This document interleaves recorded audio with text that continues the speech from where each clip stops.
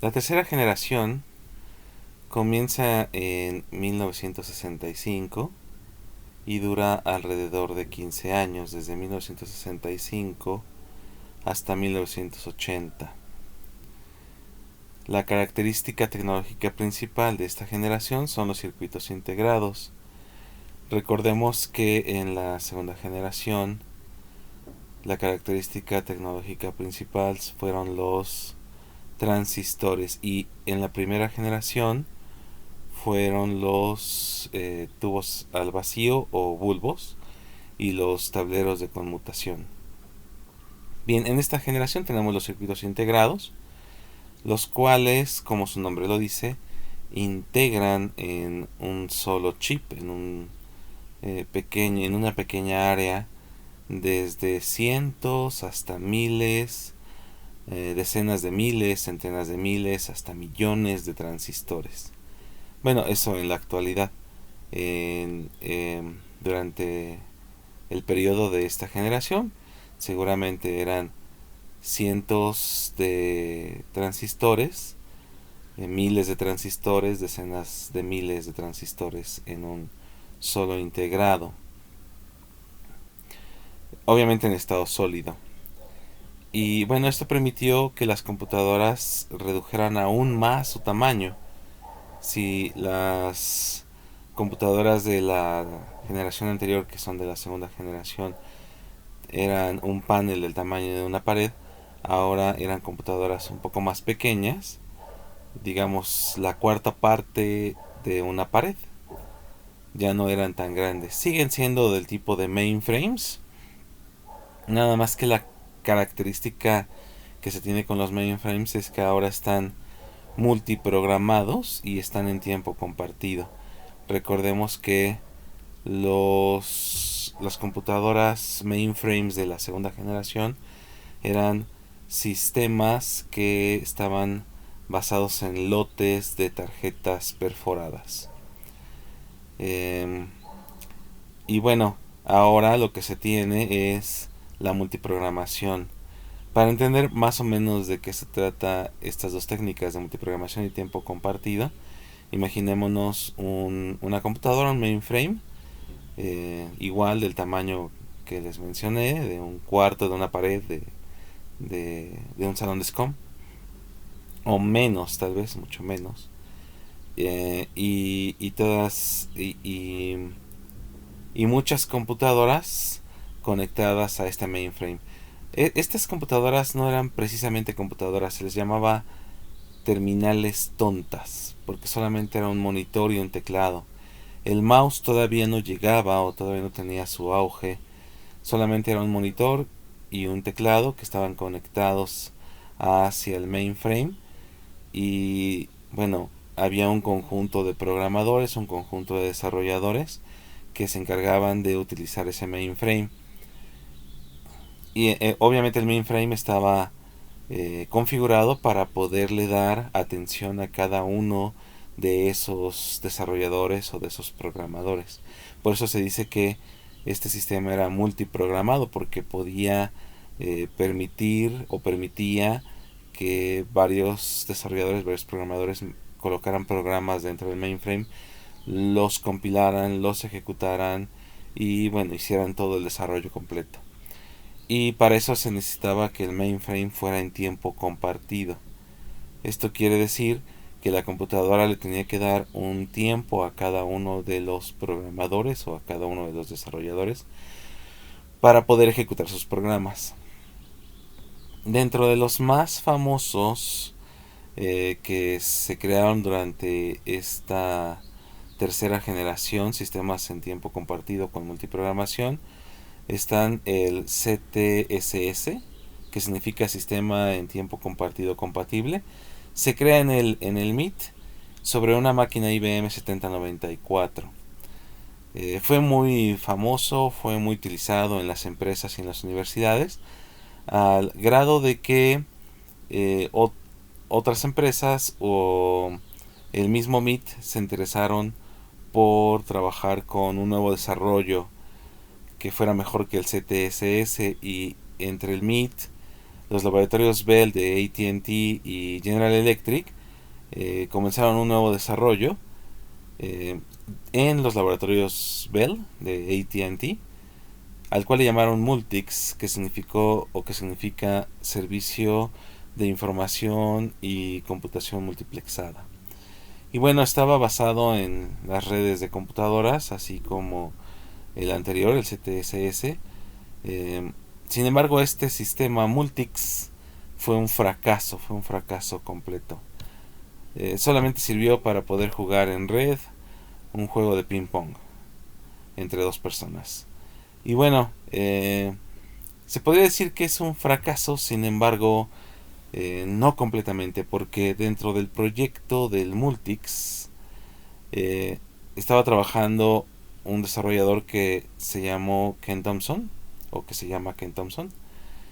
Y él se interesó bastante en trabajar sobre este Multics y pensó que lo podía crear de nuevo o recrear, y utilizó una máquina que en ese entonces se ocupaba mucho, no ocupó las IBM, ocupó una PDP-7.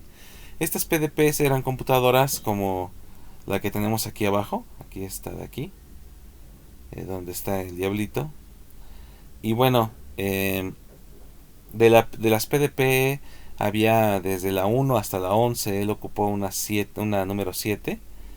Dicen las historias que esta PDP-7 se encontraba en el garage de Ken Thompson.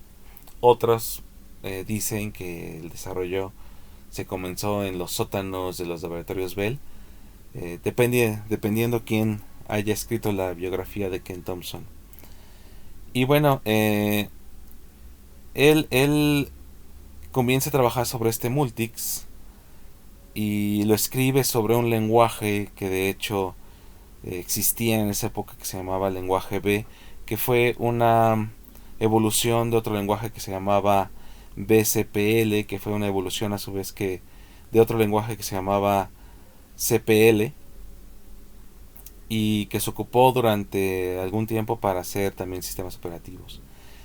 Entonces Ken Thompson escribe un sistema que ya no iba a ser multiplexado, sino uniplexado, y le llamó, inicialmente se llamaba Unix como Multics, eh, pero después le quitó la CS del final y le puso la X, y se llamó Unix a partir de ese momento. Y bueno, adelantándonos un poco, de este sistema Unix había dos versiones, o se escribieron dos versiones. Una era el System 5 y el otro era el BSD. El System 5 es el que se ocupó en AT&T para hacer desarrollos para las empresas, y el BSD se le vendió a la Universidad de Berkeley en California, y él hizo una nueva versión de Unix. Bueno, se le concedió los derechos para poder hacer desarrollos. Y bueno, a partir de aquí pues como que hubo muchos problemas, porque AT&T trabajaba sobre una versión y BSD trabajaba, o la Universidad de Berkeley trabajaba con otra versión. Tal es el caso de que cada uno tenía buenos desarrollos en Unix, pero no eran compatibles entre sí. Y bueno, algunos de los sistemas operativos que son descendientes de estos dos son, por ejemplo, el sistema operativo de Sun OS, el FreeBSD, el NetBSD, el PCBSD, OpenBSD, Mac OS y obviamente Linux, ¿verdad? Linux en, pues obviamente todas sus distribuciones. Como una nota adicional, Ken Thompson creó Unix inicialmente en el lenguaje B, pero no era un lenguaje tan poderoso, no era tan efectivo como lo que esperaba Ken Thompson. Entonces eh, le mostró el desarrollo a las personas de AT&T, que es donde él estaba trabajando, y se unieron al proyecto pues muchas personas, pero en particular se unió Dennis Ritchie y Brian Kernighan, que son los que se les conoce como creadores o padres del lenguaje C, creadores del lenguaje C. Y bueno, ellos vieron la posibilidad de crear un sistema operativo Unix con un mejor lenguaje, y entonces crearon lenguaje C, y todo Unix junto con Ken Thompson se reescribió en lenguaje C. Entonces se puede decir que todos los sistemas operativos que son derivados de Unix están escritos en lenguaje C. Desde System 5, BSD y todos los que siguen adelante. De hecho, Linux pues está escrito en su mayor parte en lenguaje C. Otra mayor parte también está en ensamblador. Y después tiene otras secciones del sistema operativo están en otros lenguajes que son más gráficos.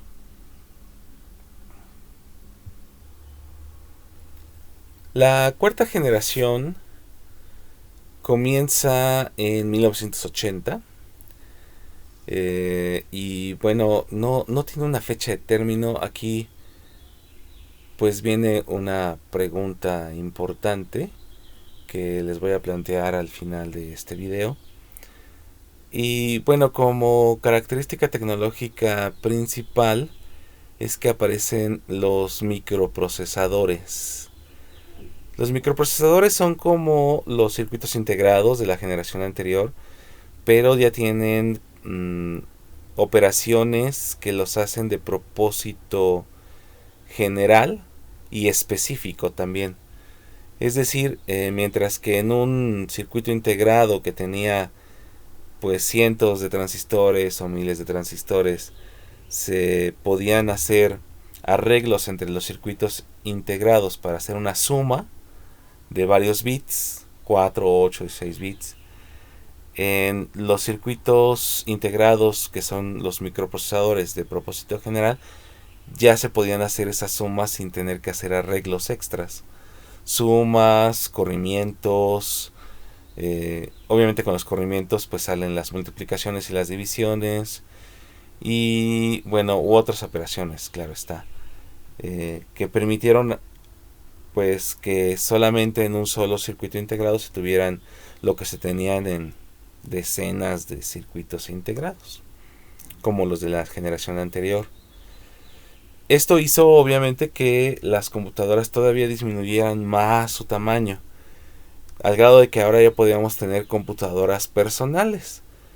Y bueno, son computadoras como las que tenemos aquí en esta imagen de esta computadora, o las imágenes que están más acá abajo.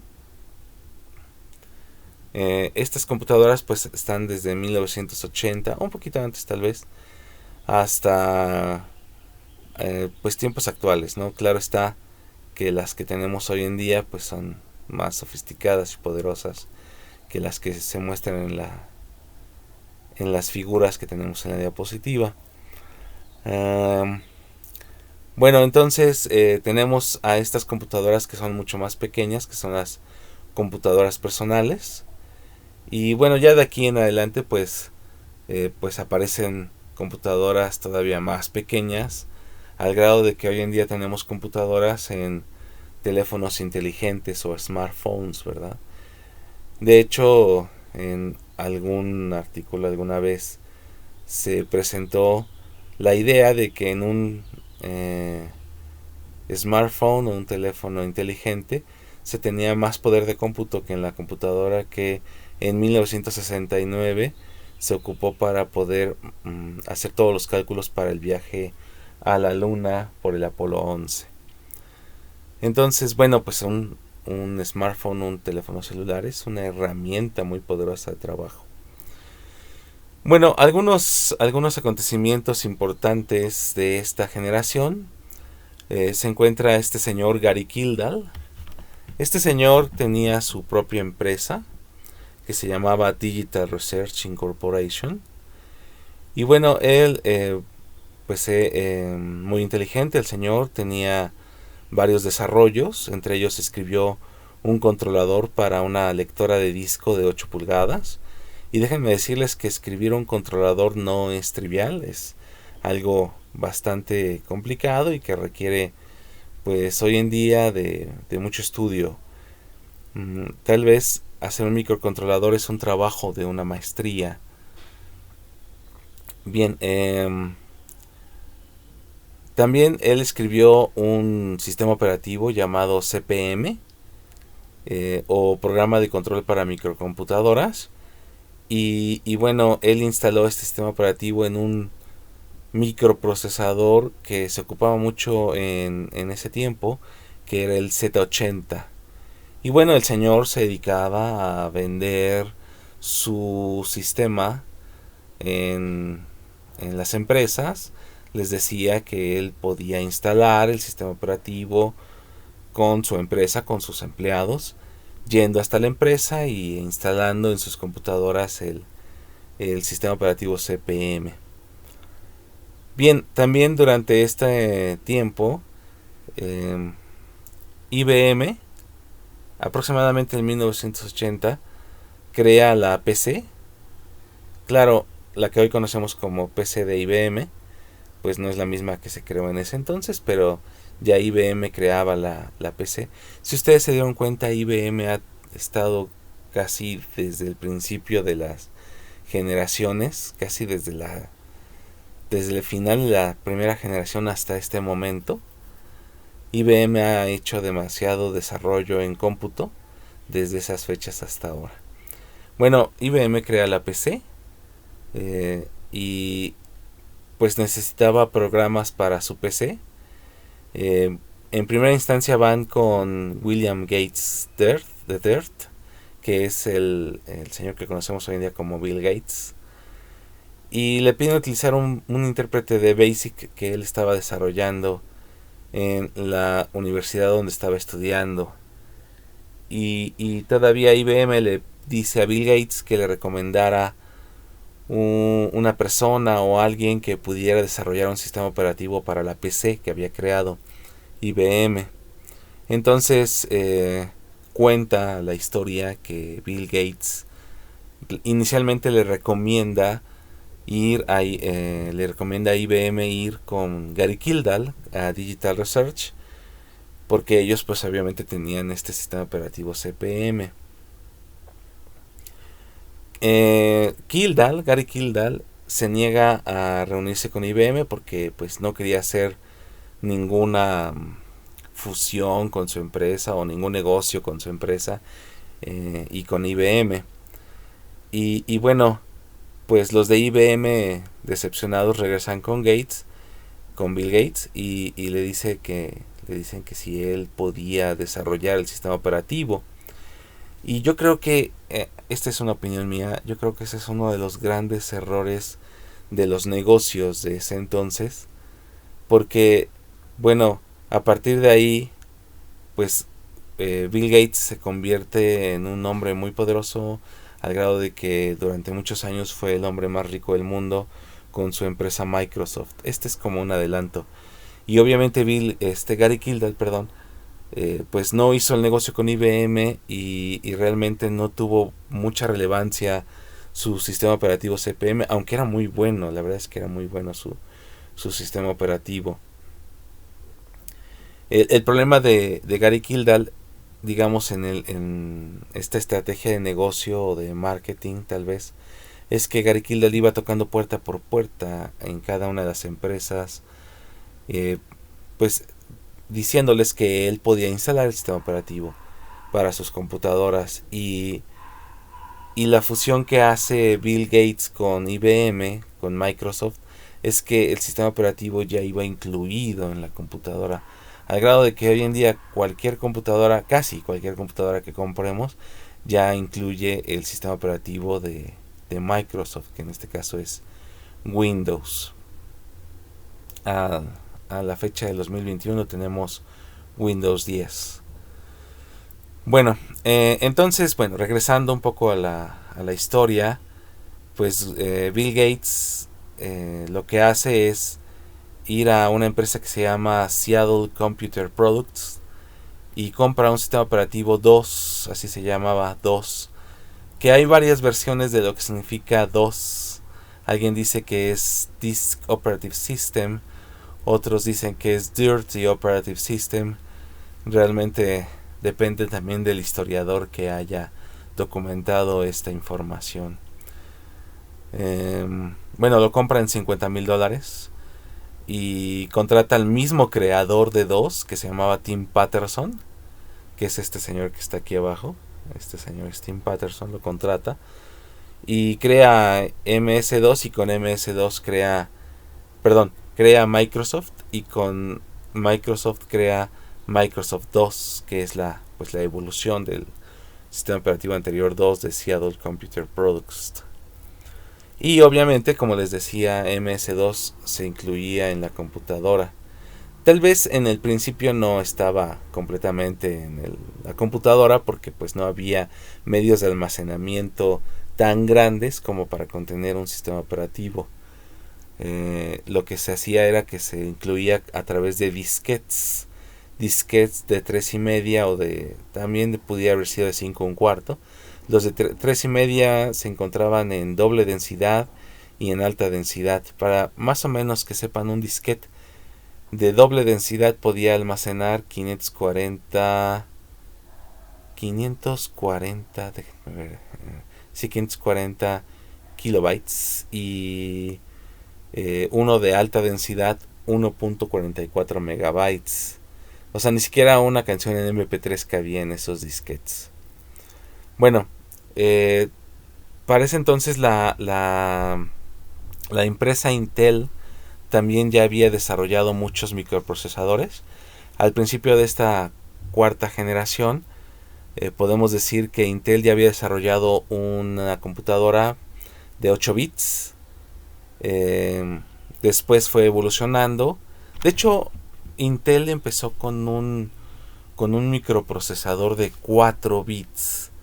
Este no se ocupó en computadoras, más bien se ocupó en videojuegos. Después el de 8 bits ya se ocupó en computadoras, aunque no tuvo mucha relevancia. Más bien el que tuvo más relevancia fue el de 16 bits, que estaba ya a partir del 8286. Y para que vean más o menos el avance que hemos tenido con estos microprocesadores, o que se ha tenido con estos microprocesadores, hoy en día tenemos microprocesadores de 64 bits, son los más comunes. Posiblemente en un futuro próximo tengamos microprocesadores con 128 bits, aunque lo veo un poco innecesario de momento debido a las características tecnológicas de memoria y de discos duros para almacenamiento.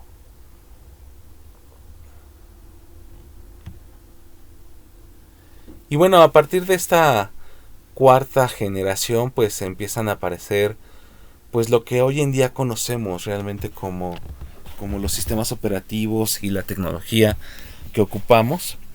Como ya les decía, tenemos microprocesadores que están en 64 bits. Obviamente se pasó de 16 bits a 32 bits y después a 64 bits. MS2, por ejemplo, evolucionó. MS2, pues hubo muchas versiones.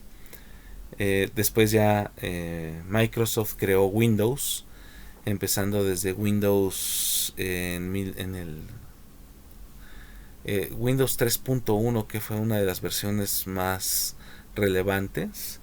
Solamente que este Windows 3.1 era más bien una interfaz gráfica que se montaba sobre MS2. Y aquí estamos hablando de sistemas de 16 y de 32 bits.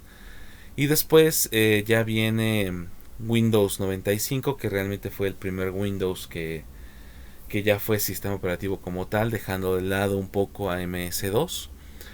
Y de ahí pues tenemos Windows 98, Windows 98 segunda edición, Windows NT, Windows Millennium, Windows 2000, Windows 7, Windows XP, Windows 8, Windows Vista, Windows 8 y Windows 10, que es lo que tenemos recientemente. Sin embargo, esto es por parte de Windows, que es lo que tenemos de manera más comercial. En otra instancia, Unix, pues obviamente también evolucionó. Unix se ocupa mucho para servidores porque es un sistema muy estable, y mientras tanto Windows de Microsoft se ocupa mucho para computadoras de uso personal. Y bueno, Windows obviamente también evoluciona. Primero en sistemas operativos derivados como es el sistema operativo de Mac de la empresa Apple. Mac OS se llamaba o se llama. Y bueno, Apple utiliza Unix para poder crear este sistema operativo Mac, que ha evolucionado también a lo largo de todo el tiempo. Tal es el caso de que hoy en día el iOS, que es el que se ocupa para smartphones o teléfonos inteligentes o para otras tecnologías de Apple, sigue teniendo el mismo núcleo de Unix. También en este tiempo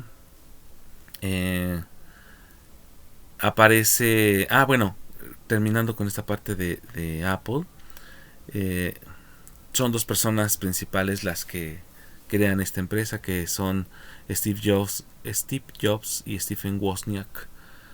Y bueno, mientras que Steve Jobs era más el que vendía el producto, pues Stephen Wozniak era el que creaba el producto. Y dentro de la creación y venta del producto se encontraron en un momento del tiempo con Doug Engelbart, que trabajaba en el Instituto de Investigación de Stanford para la empresa Xerox. O sea, tenían contratos, Stanford tenía contratos con Xerox y estaban desarrollando todo lo que hoy conocemos como la Graphical User Interface o interfaz gráfica de usuario, que es lo que permite manejar pantallas gráficas y el mouse principalmente. Y lo adopta Apple, lo adopta también para su tecnología de Macintosh. Apple Macintosh fue una de las computadoras más relevantes de la empresa Apple, que tenían el sistema operativo Mac OS, de hecho. Y bueno, también Windows adopta esta tecnología. Y bueno, ambos trabajan con esta tecnología, pero dice la historia, o dicen las historias, que Microsoft sí la patenta como Windows, la interfaz gráfica, y Apple no lo patenta. Y entonces después hay una como pelea entre las dos empresas, entre Apple y Microsoft, por lo que sería el trabajo con la Graphical User Interface. Bueno, en 1987 un profesor originalmente de Texas, pero que trabajó creo en Finlandia, o tuvo congresos en Finlandia, que se llama Andrew S. Tannenbaum, crea un Unix pequeñito al cual le llamó Minix. Y en algún momento del tiempo, bueno, Tannenbaum utilizaba este sistema operativo Minix para sus clases, como de forma académica solamente, pero era un sistema muy estable. Minix de hecho se puede adquirir en la red hoy en día e instalarse.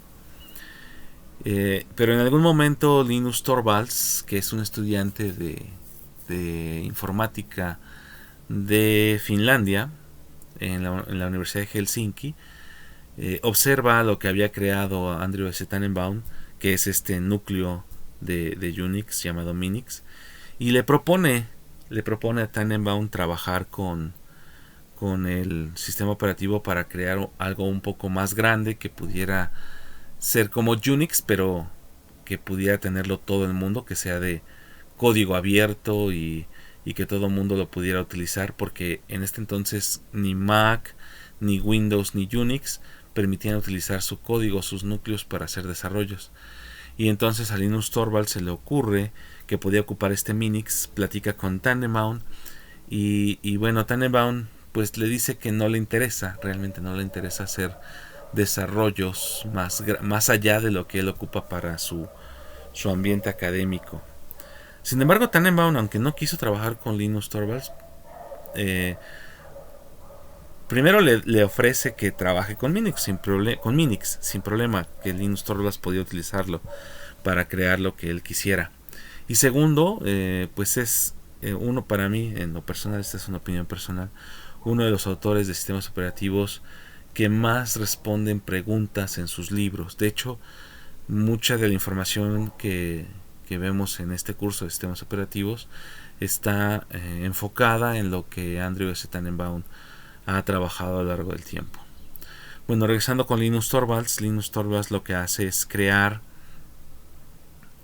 lo que hoy conocemos como Linux. Crea un núcleo de Unix llamado Linux. Él no le puso Linux, más bien alguien más le puso Linux, haciendo honor a su nombre, Linus Torvalds. De hecho, su nombre se pronuncia Linus Torvalds. Y ya Linux, pues ya lo pronunciamos como Linux, con la X al final, haciendo también pues mérito a Unix, porque de ahí sale, o a Minix, que de ahí salió también. Y bueno, él lanza una como iniciativa en la red, en las redes de ese entonces, indicando que él había creado un núcleo de Unix llamado Linux, e invitaba a todos los demás a participar con el desarrollo del sistema operativo completo. El núcleo es muy importante para el sistema operativo, pero no es todo el sistema operativo. Existen muchos otros programas que están alrededor de este núcleo. Utilizan el núcleo para poder hacer pues todo el procesamiento, para poder administrar memoria, para poder administrar los recursos, para poder administrar los dispositivos de entrada y salida. Pero realmente lo que nosotros vemos no es el núcleo, nosotros vemos todos los programas que están alrededor de ese núcleo, como son los compiladores, como son los editores de texto, como son los programas para poder conectar la red, la interfaz de red, etcétera. O sea, todos los programas que están alrededor de este núcleo. Entonces, Linux lanza esta invitación a toda la comunidad de programadores. Había muchos programadores que trabajaban en desarrollos de Unix y que querían que sus desarrollos, que no siempre han tomados en cuenta en Unix, pues se pudieran trabajar, se pudieran usar, o que los conocieran para que se nutrieran todavía más este desarrollo o sus desarrollos. Y entonces aparece a escena Richard Stallman, que él ya tenía toda una asociación donde se dedicaban a generar código para Unix, y lo que les hacía falta era un núcleo. Entonces se unen entre estos dos, entre Linus Torvalds y Richard Stallman, y bueno, toda la gente que estaba alrededor, no nada más ellos dos, y se crea lo que hoy se conoce como GNU Linux. GNU es una palabra recursiva que significa GNU not Linux, o sea, GNU no es Linux, y GNU a su vez es GNU no es Linux, y a su vez así GNU no es Linux, es recursivo. Entonces, perdón, dije GNU no es Linux, es GNU no es Unix, perdón. Entonces es GNU no es Unix, GNU no es Unix. Perdón, se me fue por ahí la palabra Linux. Y bueno, realmente el sistema operativo y todas las distribuciones que hay de Linux deberían de llamarse GNU Linux.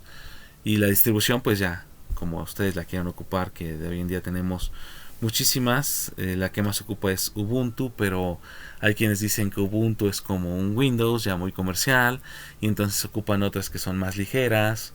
Hay uno que es una derivación de Ubuntu que se llama Kubuntu, otro que se llama Xubuntu, o está Debian. De hecho, de Debian sale Ubuntu. Está Red Hat, está Slackware, está Mandrake, está Mandriva. Hay muchas distribuciones que, bueno, muchas de ellas ya quedaron en el tiempo porque ya no se siguieron desarrollando más allá de una última versión que en algún momento se creó. Bien, entonces pues ya llegamos a la cuarta generación, y como les mencionaba hace un momento, la cuarta generación empezó en 1980, pero y ya no hay otra generación. Estamos en el año 2021, que es la fecha en la cual se crea este video, pero pues ya han pasado 41 años desde que salió a la luz la cuarta generación. Aquí la pregunta que se me viene a la mente es, ¿ya no habrá una quinta generación? ¿Ya no habrá desarrollos tecnológicos, desarrollos en software que permitan que se haya definido una quinta generación o una sexta o una séptima? Entonces, bueno, hay quienes están a favor de que ya no hay una cuarta generación, ya no hay una quinta generación, y hay quienes están a favor de que sí haya una quinta o hasta más generaciones. Entonces, bueno, pues esto lo dejo en el tablero para que lo piensen, para que lo investiguen. Y bueno, pues esto, hasta aquí llega la evolución de los sistemas operativos. Con esto también ya nos dimos cuenta cómo evolucionó el sistema operativo, claro está.